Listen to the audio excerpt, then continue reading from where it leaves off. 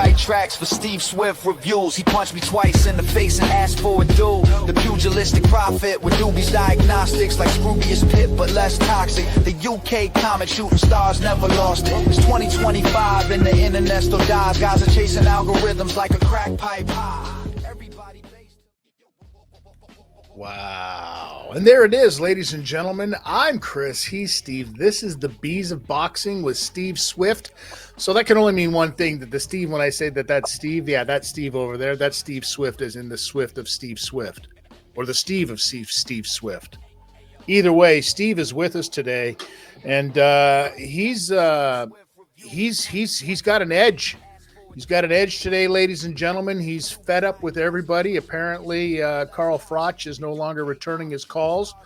Jake Paul has put him on blast, saying that he's going to show up at his house and fight him personally, apparently, because, you know, he's looking for an opponent. So, I mean, we're going to talk about a lot of things because there are a lot of fights that are coming up and fights that happened. I got a question for you, Steve, and that's going to be, is Vergil Ortiz the real deal, or is he going to have a fraud check coming up? We're going to find that out when we discuss that. It looks like the heavyweights, some are fighting and some aren't fighting. And this is weird and wild, but the show must go on. If you're Frank Warren, shout out to Frank, getting ready to 45 years he's going to celebrate, and what fight does he have coming up to celebrate that? We're going to talk about that. And just because of this past weekend, we have to talk about a little Misfits boxing, and maybe just maybe there is yet another name to be thrown in the hat of this Jake Paul fiasco that is his boxing career. So let's get right into it. Steve, how in the heck are you doing, my brother? I'm salty, Steve Smith, this evening. I'm just in a bad mood. I've been in a bad mood all day, and you know, and Mike Tyson wanting to have another go at Jake Paul is not helping matters. I mean, yeah. What did you hear about this? Well, he'll do better next time. Apparently, he'll do better. Well, I mean, he can't do much worse except to seize up 10 seconds into the first round rather than 30. He wants to fight him again and fight Money Mayweather. That fight's gone, folks. I'll tell you that now. But let me ask you this: like, can you really expect anybody to try to sell a fight like that after Mike's already come out and said, you know, the whole thing was a work, right? Hey, pay no attention to what I said before, but this time I'm going to get him for sure. What is this? Fucking Wile E. Coyote and the Roadrunner all of a sudden? Well, he also said in the same discussion, he also said, I was really sick going into that fight, and then I left it all in the gym too much. I trained too hard. Well, you can't have it both ways, can you? Because if you're really ill, you won't be able to train too hard, will you? I mean, it's not like the BBC allegedly putting two bits of a speech together, allegedly. It's ridiculous, and I can't imagine who would want to watch that when they stunk the joint out last time. I think he also might have made reference possibly to the fact that he was on psilocybins when he agreed to take that fight in the first place. So what is Mike on when he's saying he's going to do this again, ladies and gentlemen? I mean, some of his own gummies, I hear they're delicious. I do. I have not had the pleasure yet, but I hear they're delicious. You might get a package in the mail from Mike himself now. You never know. Well, now you've mentioned him. That would be nice. But it is just another part of the Jake Paul Farrago. Welcome, folks, to the Jake Paul Farrago, and here's your host, Jake Paul. So it's not good. Well, then I'll tell you what. Then let's get into this right now, since we're talking about Jake, and we're talking about stuff that's, you know, possibilities, and we talked about fighters working in Misfits boxing, and we've talked about who we thought could be a potential for doing a Jake Paul fight recently because of the Ryan Garcia talk. No, that's not going to happen. You know, we talked about that last week. You can go back. Thank you to everybody who sent messages and stuff like that. Keep them coming. Thank you to everybody who's watched. Thank you to everybody who's listened on all of your podcast providers. But we talked about this last week when we said that it's not going to be an Anthony Joshua. It's not going to be a Ryan Garcia or anything like that. And then we threw out some wild ones out there. I think I had even mentioned Paulie Malignaggi. But it looks like there may be somebody in the recent past that has caught my attention that I wasn't even thinking about, Steve. So this past weekend, there was a Misfits boxing event, and it was headlined by Andre Arlovsky. And if anybody knows who Andre is the pit bull. I mean, Andre had custom made music written for him. He had the fantastic mouth guard, a guy who's a pioneer in the world of mixed martial arts. And since leaving the UFC, is undefeated. He's done some bare knuckle stuff. He's done some boxing here and there. And now he's just, beat up a YouTuber, if you were, one of these, reality show, whatever it was. One of these guys, and smashed him. Didn't look, spectacular or anything like that. Certainly did not look like Vergil Ortiz Jr., and we're going to talk about him in a bit. But he looked good enough to make you go, hey, wait a second. Does this guy fit all of the criteria of somebody that Jake Paul would fight? Well, let's think about it. Former UFC fighter, so MMA guy, right there, boom. Older than dirt in the world of combat sports, in the reality of things, right? Probably clearly looking for a payday if he's bouncing around and now he's doing Misfits boxing. Shout out Misfits boxing. I'm sure you pay quite well, but it's not what he was getting before, and you know that. So this guy completely fits that criteria, and a name of which he could make this happen on. Because the Gervonta Davis thing is not happening, because Gervonta Davis blew the script off of that one, and Jake had to cancel it. I don't care what anybody says about I'm not going to give this woman abuser a platform, blah, blah, blah. If you or nobody there did your due diligence and knew that Gervonta's had allegations and charges and everything going back, 5-6 years, you knew exactly what you were doing. It happened when Gervonta Davis made you nervous and said, wait a second, you think this is going to be a script? No, I ain't going to play by your script. So a lot of people are speculating that might be the case and why that fight was canceled. What do you think? Several things. I think that Gervonta Davis, I think that the lack of interest in Gervonta Davis promoting that fight and the feeling of boxing's just shite would have created a clowning, perhaps, or attempt to clown of Jake Paul. But I think Arlovsky's a really bad move because he's a bit of a monster. And I don't think that I don't think Jacob, I don't think that Jake wants that. I don't think he's ready for that. However, he has lost control of the narrative. He's lost control of the narrative, and he was doing really well. He was in this position before he pulled the Chavez Jr. fight out of his arse. Remember, he was not out of his arse because he pulled it out of his hat, really, because it was great. And, that was something that really brought him back up there. But now people are starting to take control of the narrative, Andre Ward. And also, mentioned there's an article that mentions 8 people, and the usual people are in there. The Nate Diaz situation is ridiculous because he said, "Okay, Nate Diaz, he said he'd step up. Sadly, it's not happening. I wish some of you pussies would step up." Nate Diaz then said, "It's on. You're dead." No, it's not on, Jake. Nate, we're not doing it. Right. We're doing it. No. So there's that, and he's the name that's come up. And he needs to get this name because he's also had some bad news with Claressa Shields recently. So he needs to get this opponent done. Name that came up yesterday, KSI. And it's been booted out of Misfits. Apparently, well, that's Oh my God, that is the biggest work since the Montreal screw job, ladies and gentlemen. Like, shout out Montreal screw job. I was there. Yeah. But that's a different story, not for this show. But you can check out some of those other shows where we do talk about that over here on the Law Live Wrestling. It's funny that you mentioned that about KSI and Misfits Boxing, because now they're setting up for this.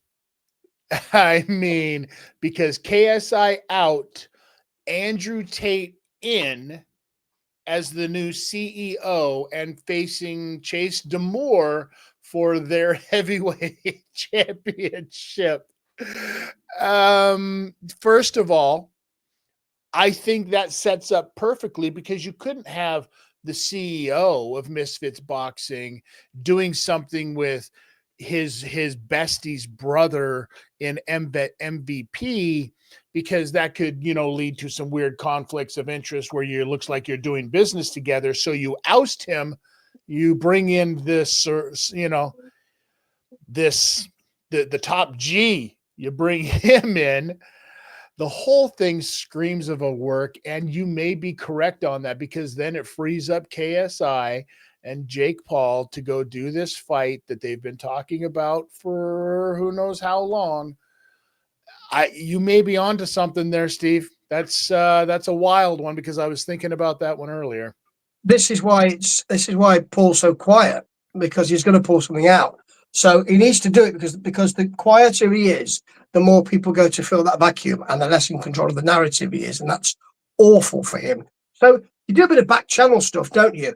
With not officially, but you say, hey, KSI and Misfits get a bit or something. They get, people know, but not really, and they can go and do their thing. And KSI and that would actually be a fight that, I mean, it wouldn't sell an enormous amount, but it would keep the aficionados the influencer aficionados happy.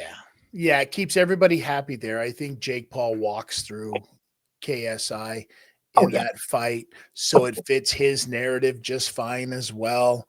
It's not nearly as exciting, but it also kind of, if it does go down that way, and now all of a sudden you have that fight happen, it kind of puts Jake in his place a little bit by the boxing community saying, no, you ain't ready for this yet, son. And that to me is kind of a bit of a shame, because I want to see him in there. I want to see him, do what it is that he says he wants to do. Absolutely. By all means, go out there and give it a shot. But it's a tough one to get into, because, bigger and more proficient dudes have tried and failed miserably. Yeah, and you have, as you say, got that kind of humbling of Jake Paul, which means that the boxing community will give him an easier ride.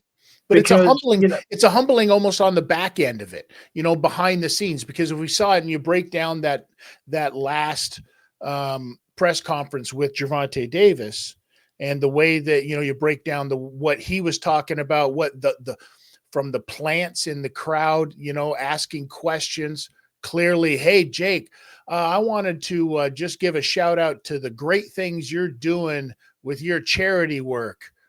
And Gervonta Davis was clearly calling all of this stuff out, which made Jake a little nervous, thus looking for a way out. What better way? It just happened to fall at that perfect time, unfortunately, for Gervonta Davis. And that fight is just not something that Gervonta was like, wait a second, you think that this? Nah, son, who's paying me? You're paying? Okay. All right. Okay, I see what you think you're doing here, but that ain't going to be how this works. I'm a dude who will throw real hands, and he is. 147 pounds or not, but listen.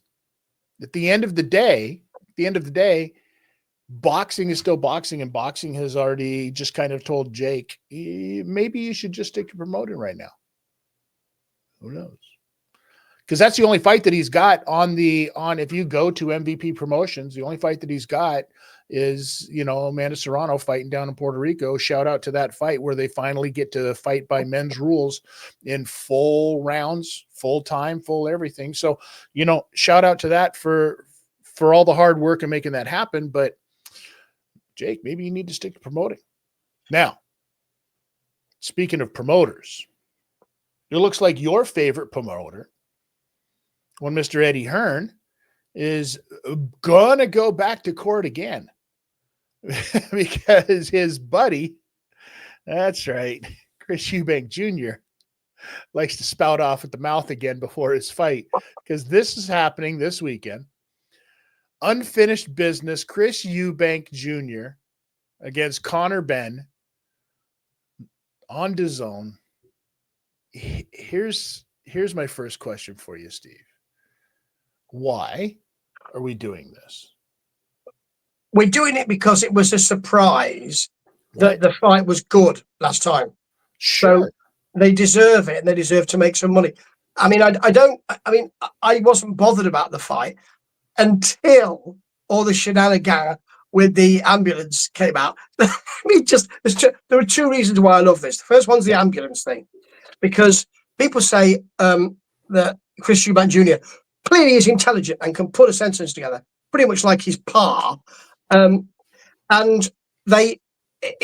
he's great to listen to, but they say he's a psychological genius. He isn't, though, is he? He cracked somebody. He cracked Conor Benn, upside the head with an egg last time, and this time he's talking about how Eddie Hearn and his merry men stopped his ambulance leaving Tottenham Hotspur Stadium when he was in the back and had to go to hospital.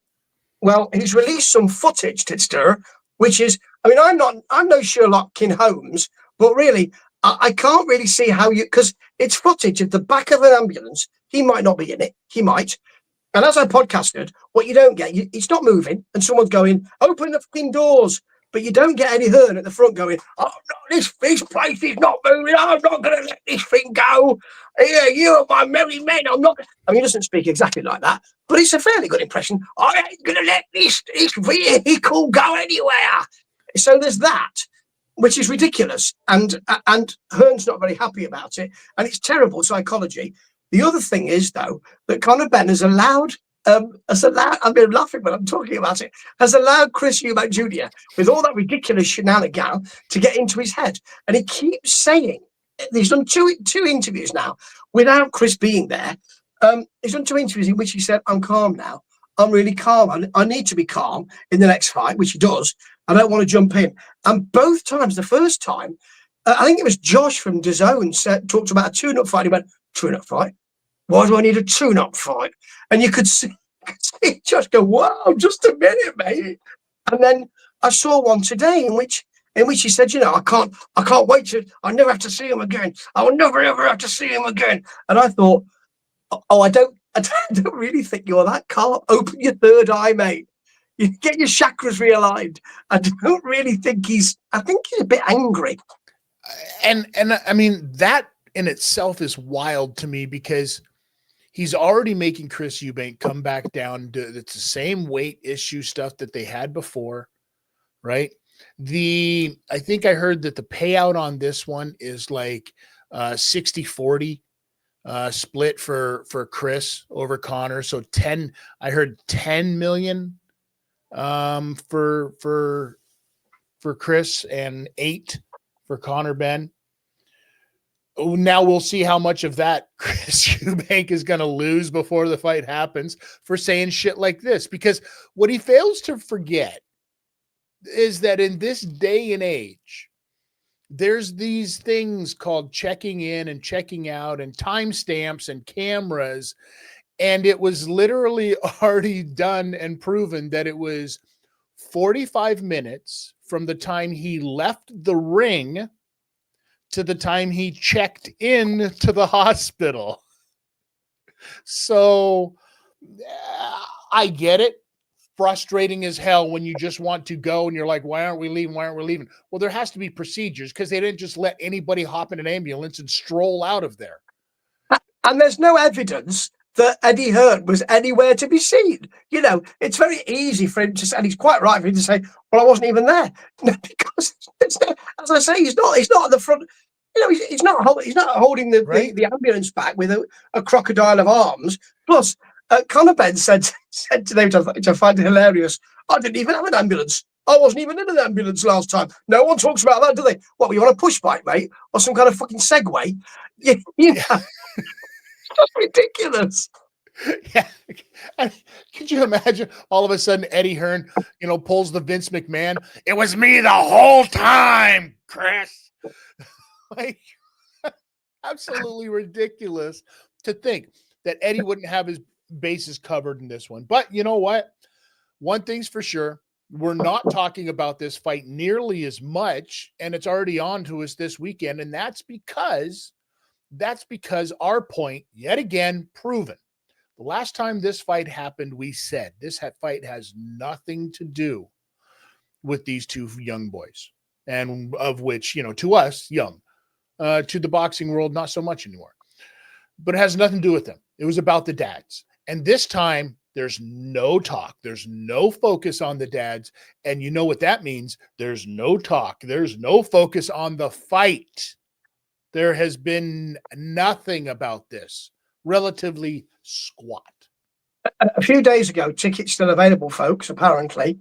And I have to say, Carl Froch actually made some sense. He actually said, no one's talking about it. And he's right. By the way, he talked recently on Clubhouse Boxing, first episode. It's very good, actually. Not as good as our show, of course, but very good. He said, he was there with Spencer Oliver, and he said he would jump into a fight with Jake Paul if there was £10 million on the table. And he was called out.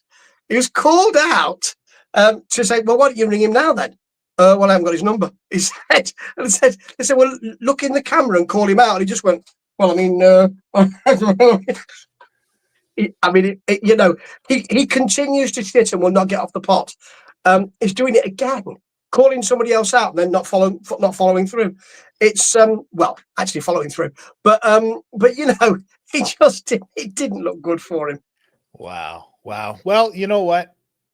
You know who has been at it for quite some time, Steve? Your good buddy Frank Warren.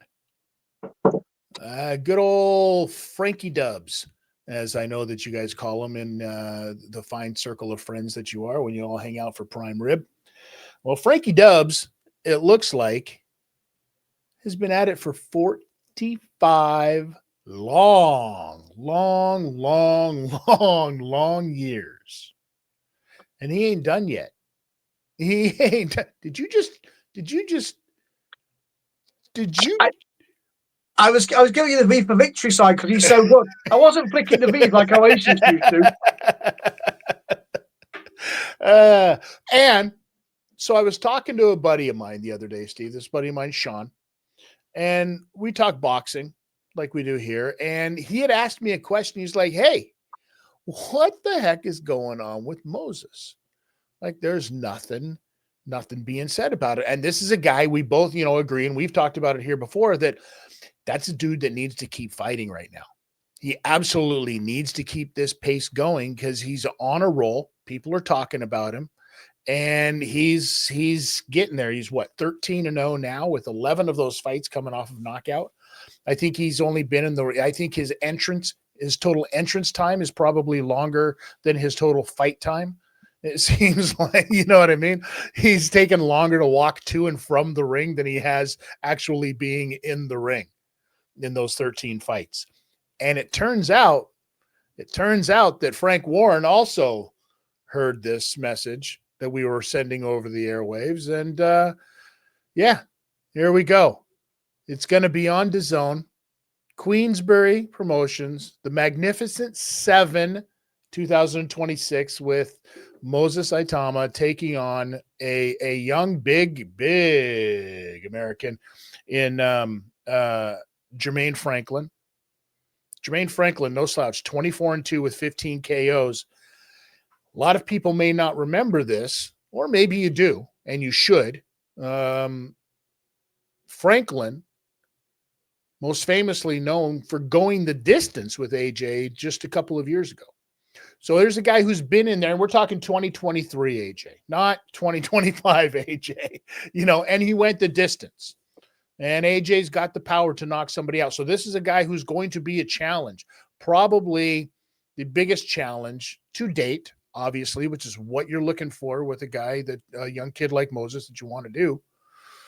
What do you think? How does this work out for him? I heard a podcast with Frank, and shout out to Frank, fantastic, and a very savvy, intelligent individual who has survived in a very difficult business really well. Knows what he's doing. A lot of time for Frank. Tough as fucking nails as well. Don't rub him up the wrong way. Extraordinary. He said, with Moses, I just want to see him get people out of there. Paraphrasing, but then he said, but he will meet somebody at some point who will take him the distance. This guy could do that. I mean, I think he's beatable for Moses, but Moses, it's definitely important for Moses to have something to aim at, because Fabio Wardley, for a small period, became the new Moses Itauma, didn't he? And Moses Itauma's got to be thinking, both promoted by the same gentleman. So, maybe a little different though. Because I think Fabio's been. I think people look at Fabio Wardley as more of a vet in the business than he really is, just because of the amount of years. Whereas like Moses is still really young in this business, so you still look at him as like a rookie. You know what I mean? So it's the belovedness right now. Yes, you're absolutely right. I think that Fabio just stole all of Moses's heat, with his last victory, and Moses needs to get some of that back. Yeah, this is the perfect chance for it for sure. But I'd say, I like the idea of the Moses Itauma fight, but I just podcast about this. I just want to say something. It's Derek Chisora's last fight. Where is he now? Have I missed something? Yep. Because, at one point they were saying Moses should fight Derek. No, because he'll knock him into the middle of next week. So no, but we've kind of forgotten about the 15th and the 13th of December, haven't we? He was supposed to be fighting. Now he isn't. It's all gone a bit quiet over there. And really, let's remember, it's his final fight. And whatever you think of Derek Chisora, he has been a warrior for boxing.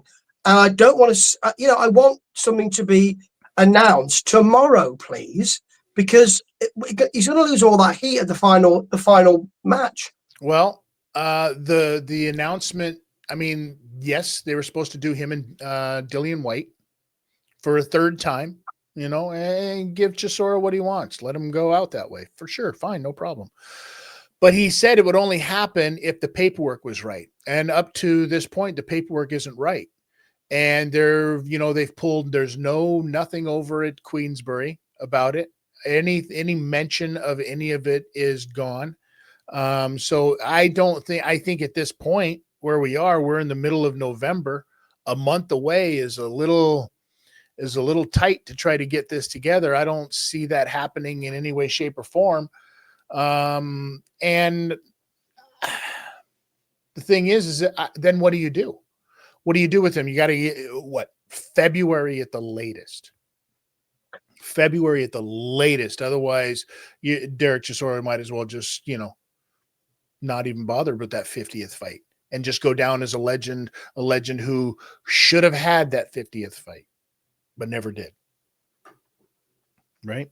It's a massive shame, really, at the moment. And I understand things change, but he has been forgotten, I think, here. And, all the impetus now is going into the Moses Itauma card, and that's fair enough. Understand that, and it's being sold on the 45th year of Frank's boxing work, and that's fantastic. But Derek deserves something, and I think that the fight on that card, as much as they know that this is Moses's, it's time for him to shine. Probably going to end quickly. So what do you do? Anytime you look at these kind of cards where they've loaded them up like this, chances are you need to look at that co-main event. And the co-main event on this card, Willie Hutchinson against Ezra Taylor, that is going to be an absolute stunning fight. Now we saw, if you paid attention, if you watched the what fight was it? The Buatsi Zach Parker fight. They were both in the crowd, lipping each other off. And now that fight's going to happen. And it's going to be a hell of a fight. You wait and see. Trust me.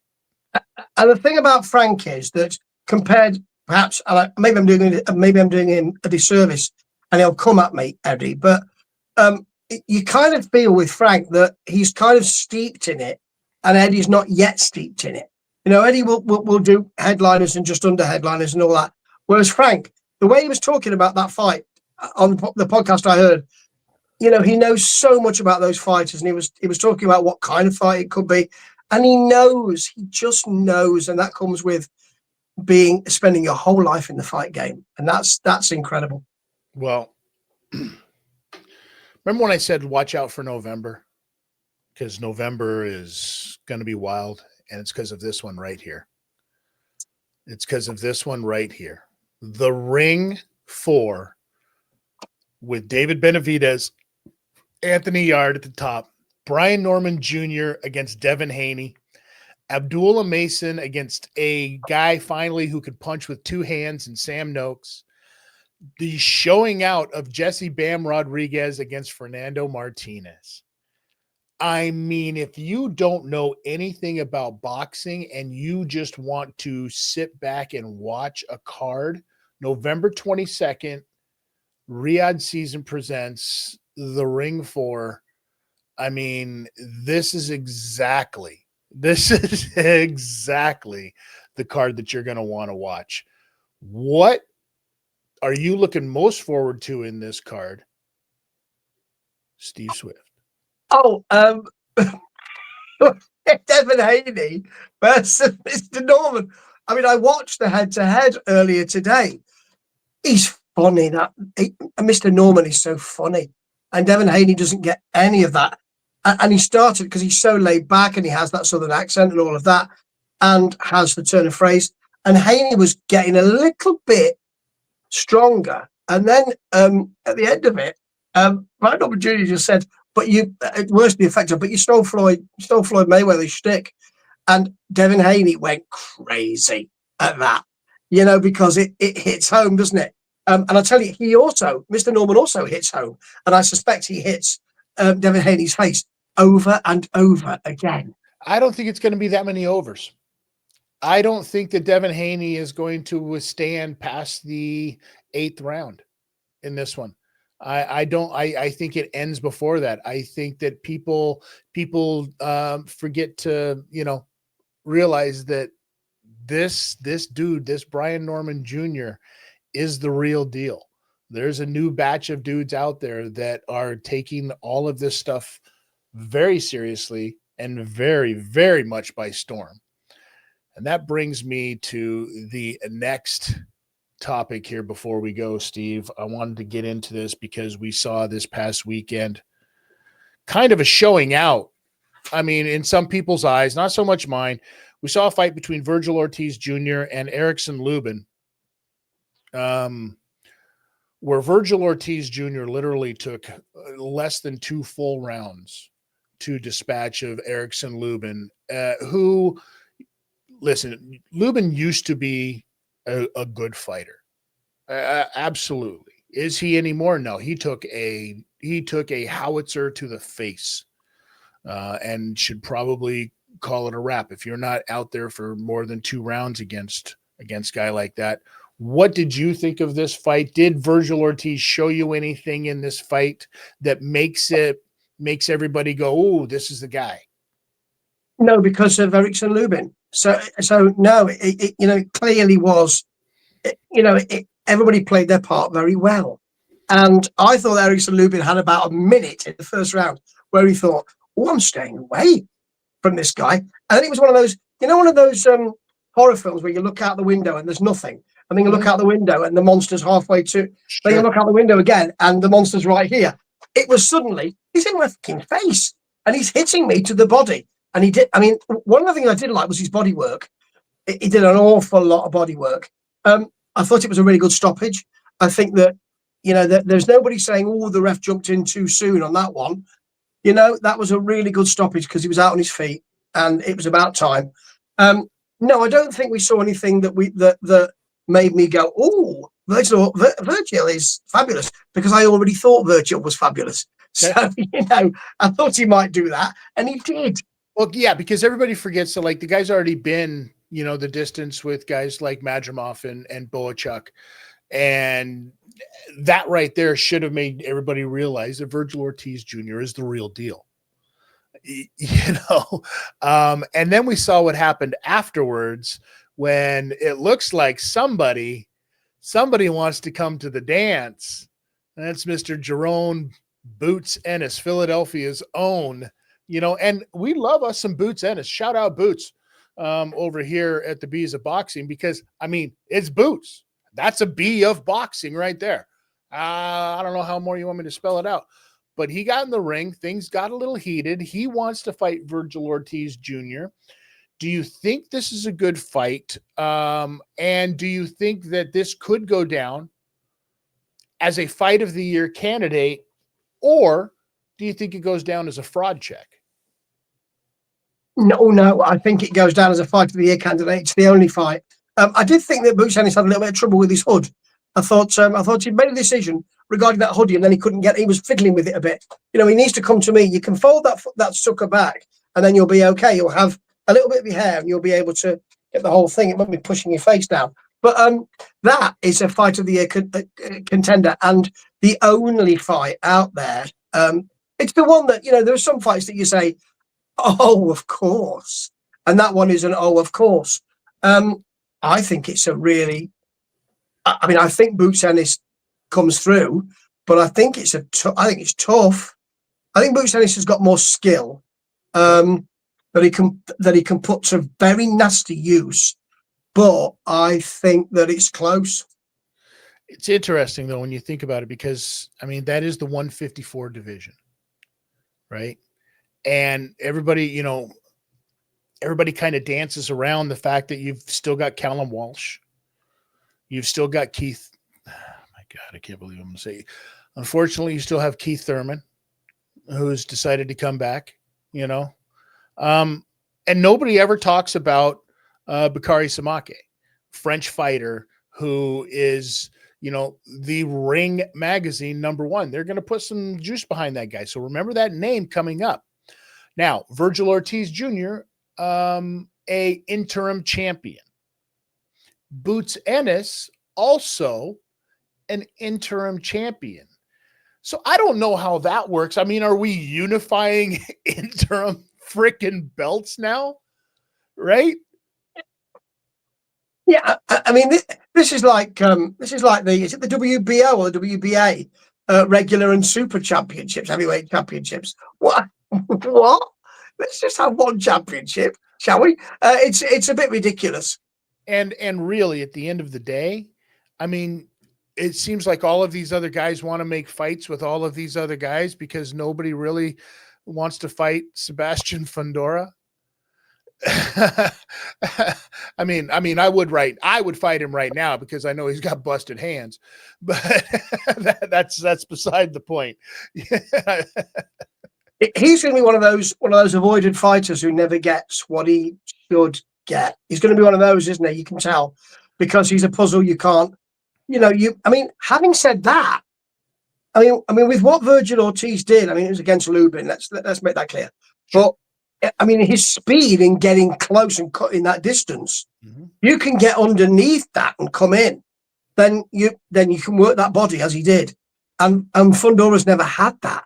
So he kind of did. He kind of did in that first Tim Tszyu fight, the one that ended in the cut very badly, because Tim managed to get inside of those things, and that's how he ended up catching an elbow.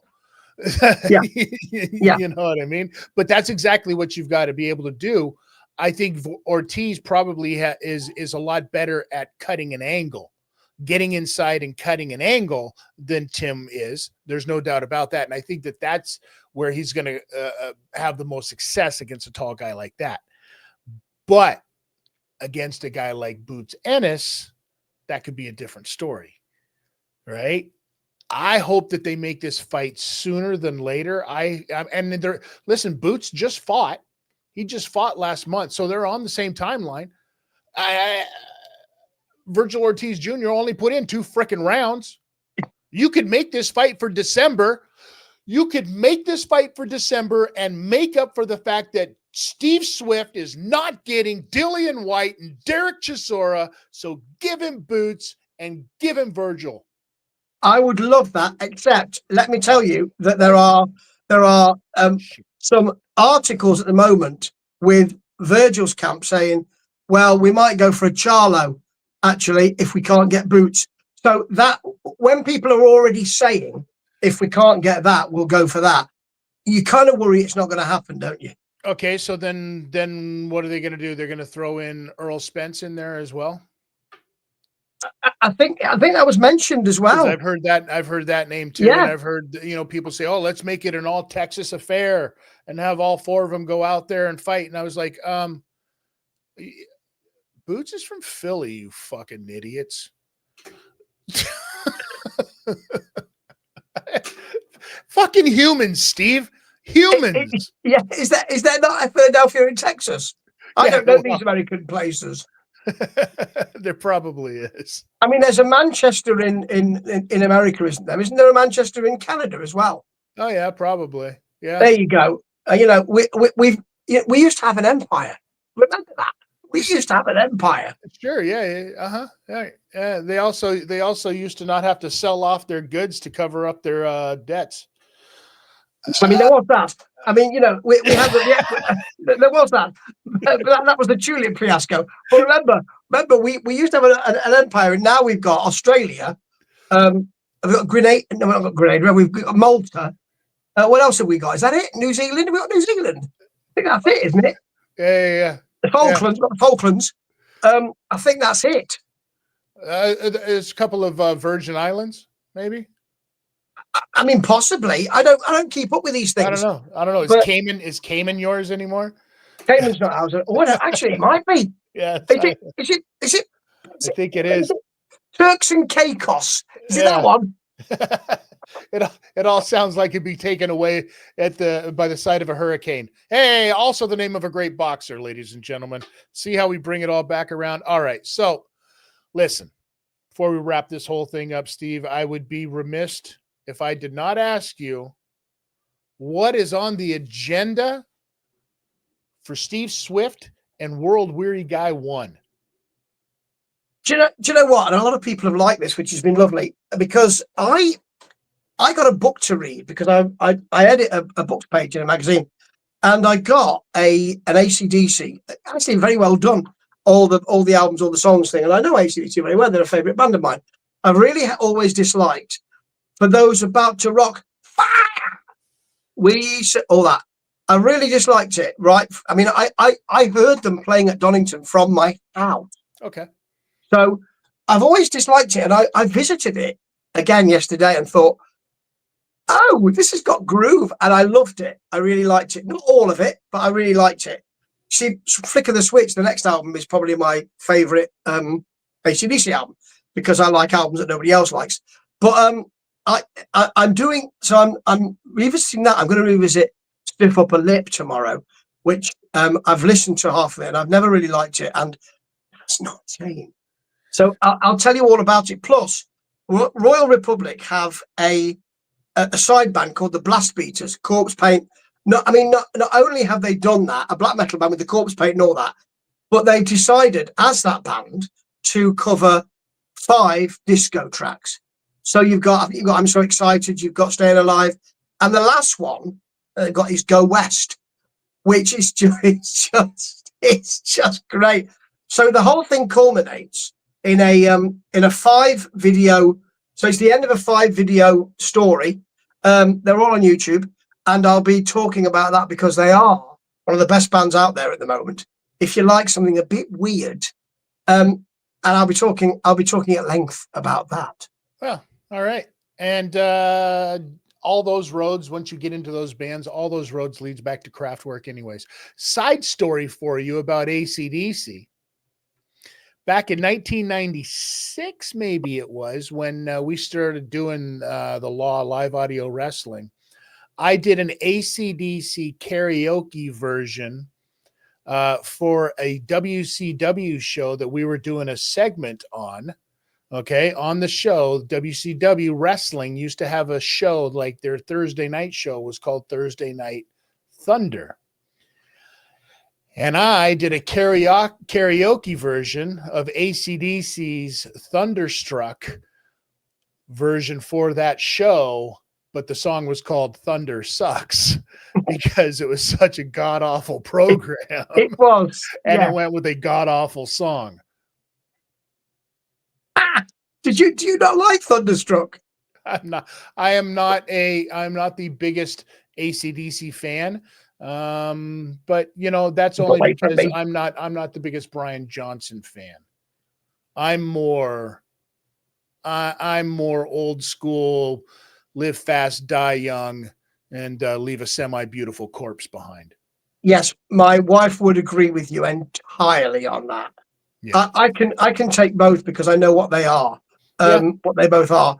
But I mean, there isn't a. I mean, Brian Johnson always just came across to me as the guy that you found at the pub to fill in for the cover band.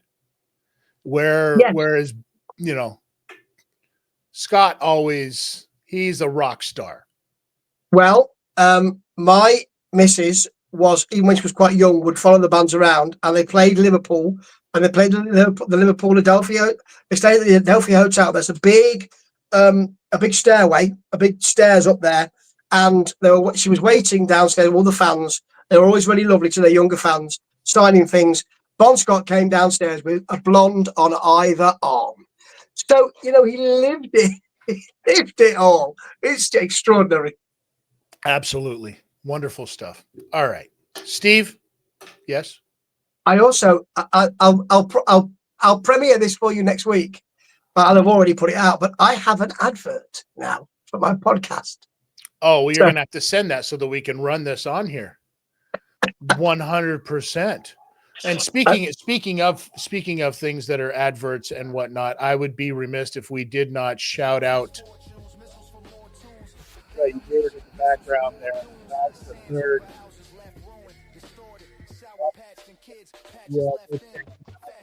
Check out all of the great work that Laz does over on YouTube at Laz the Third, not spelled out THIRD. No, the number 3 RD. That's how we find him over there. So please do all of that. To everybody else, thank you so much for joining us this week, every week, listening to us on all of your podcast providers or watching us here on YouTube as you do. Thanks for putting up with our faces. One thing that you always, I'd be remiss if I wasn't a reminder. When it comes to the children, Wu-Tang is for the children. We teach the children. ODB always says it best. The only way to protect your neck is to tuck your chin.